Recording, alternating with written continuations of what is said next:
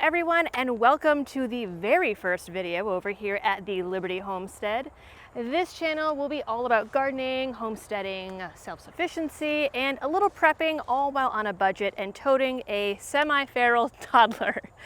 I'm relatively new to a lot of this, but if you're familiar with my other channel, then you know I am good at research and I do a lot of it. So if you want to follow along with me on this homesteading journey where I do all the research so you don't have to, make sure to subscribe and give the notification bell a ring because I have a lot planned. I'm talking everything from planting your garden and canning it up for the winter, even if you don't have land to plant on, to learning wild edibles, how to use homeopathic remedies from your own backyard, clearing the toxic junk from your diets and homes, whether or not the easiest sourdough recipe is really all that easy, the best organic pest control for your garden, or if that survival food really tastes any good, and anything and everything in between, all while saving you money. As you can see, I am in the garden today, and so today's video is a step-by-step guide on how I created this 720 square foot no-till garden for free. I bought the fencing, otherwise 0 pennies and a lot of elbow grease. First question is, why no-till? There are a lot of reasons to do no-till garden. Specifically, I went the back to Eden method, which is a type of organic gardening meant to mimic the natural environment where plants grow, because perfectly tailored monoculture grass lawns are not the natural spot where you find food. Number one, it is one of the easiest ways for beginners like myself to get into gardening because it requires little or no weeding or watering. Big bonus here in the South. 2, it is considered one of the most sustainable methods of permaculture. 3, it's adaptable to every climate. And 4, it doesn't require any special tools and can be built up into rich, beautiful soil, again, for free. Now, besides all of those reasons, it also turned out to be the best method to establish a garden bed for me because our land is a sea of Bermuda grass that grows more the harder you try to till it out. It also turns out that we live on top of a granite vein, so I definitely have to build up instead of down. Now, ideally, you would be starting this process at least 3 months before you plan to actually start planting. 6 months would be even better. The longer your plot sits before planting season, the better. So, step 1, pick your spot. You're going to want a spot that gets a minimum of 8 hours of sun because a lot of plants will require 8 to 12 hours of sunlight.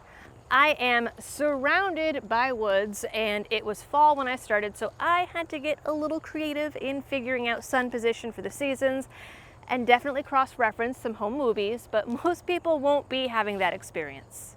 Step 2, lay your cardboard. Now, full disclaimer, when I originally laid this plot, I didn't know I was going to be starting this channel, so I did not take any video of the cardboard process. But I'm going to be extending it a little bit today, and so I'll be able to show you what that looks like. You're going to want the cardboard 2 layers thick and overlapping by a couple inches on each side so that the grass or weeds or whatever else underneath gets starved of light. Ideally, you'd be using plain brown cardboard, but I would be lying if I said there were no Pampers boxes in here. So as you can see, we are going to overlap a few inches here just to make sure that we don't leave any cracks for grass. And here again, we're going to make sure the back is overlapped and that side. We'll try it this way. Oh, I think this will be perfect. Yep, that's pretty good. All right. And conveniently, it's pretty square. I did not plan this out ahead of time. It just worked out that way. Sometimes it's like a little bit of a jigsaw puzzle, but this worked out really well. Supervisor's here. Yeah, is it good? Newspapers will also work if you can actually find any. Wetting the cardboard after you laid it is optional. I tested both ways and didn't see much of a difference, but most of my plot, this whole back half of it here, sat for 6 months before I used it, and it obviously rained a few times during that period. Step 3 is compost. You can do this a few ways. If you have an established compost pile, go to town spreading it over your cardboard. If you want to spend the money on soil, you can do that too. If you're doing it in the fall, you can also use leaf litter. I was a little extra, okay, a lot extra, and used leaf litter from the woods and filled up wheelbarrow after wheelbarrow of the soil under that leaf litter and then wheeled it back up the hill over and over again with the baby on my back, and I tell you, she was a very good supervisor. Step 4 is wood chips.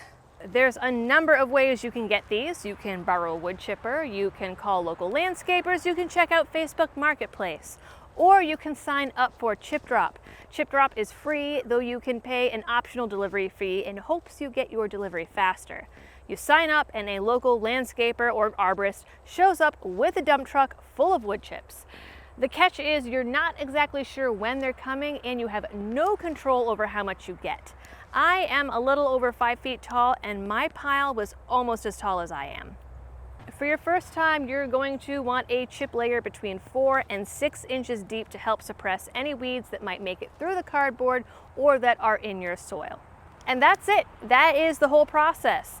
You pile it up like a lasagna and you wait. And as you can see, even though we had a very slow start to the season with a pretty cool and dry spring, these tomatoes, they're pretty happy. I water about 2, sometimes 3 times a week now that it's been in the mid-90s every day, and the only weeds that are in here is we got some Bermuda grass creeping in from the sides, and I've got one nasty little crabgrass right there. So that's it. You can spend as much or as little as you want on it, and even nothing at all. In fact, most of the plants in this garden came from seeds that I saved myself last year or were volunteers from the compost pile. I did buy a few packets, but other than that, the only thing that I paid for is the fence because we have roving herds of deer. Now, when you direct sow into this wood chip layer or put your transplants in, you are going to want to give them a couple scoops of soil, at least for the first season. I'm not really sure what things are going to look like next year. We already did have some soil and the wood chip breaking down, turning into this really nice, beautiful, airy soil, but they still needed a little bit of help. And I will be doing a video. I have some beans actually that I started in some bins on my back porch, and I will be transplanting them in here soon so you guys can see what that process looks like. So that's it for the step-by-step video on how to create your own no-till garden for free. Thanks for tuning into this video and watching the toddler pull my hair, and I will see you on the next one. Hey, hi. Oh, thank you.